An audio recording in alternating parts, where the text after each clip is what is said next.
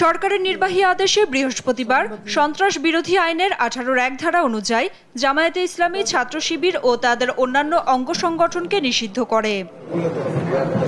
শুক্রবার ধানমন্ডিতে আওয়ামী লীগ সভাপতির রাজনৈতিক কার্যালয়ে এ নিয়ে সংবাদ সম্মেলন করেন আওয়ামী লীগ সাধারণ সম্পাদক ওবায়দুল কাদের।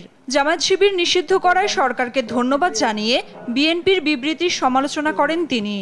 জামাতের রাজনীতি নিষিদ্ধ করার সরকারি সিদ্ধান্তকে আমরা স্বাগত জানাই। জামাতের রাজনীতি নিষিদ্ধ হওয়ার দেশের মানুষ সাধুবাদ জানালেও মির্জা ফখরুল ইসলাম আলমগীর এই সিদ্ধান্তকে অগণতান্ত্রিক, অসাংবিধানিক বলবে, এটাই স্বাভাবিক। শিক্ষার্থীদের আন্দোলন নিয়েও কথা বলেন আওয়ামী লীগ সাধারণ সম্পাদক। জানান, শিক্ষার্থীদের অযথা হয়রানি এবং আটক না করতে আইন শৃঙ্খলা বাহিনীকে নির্দেশ দেওয়া হয়েছে।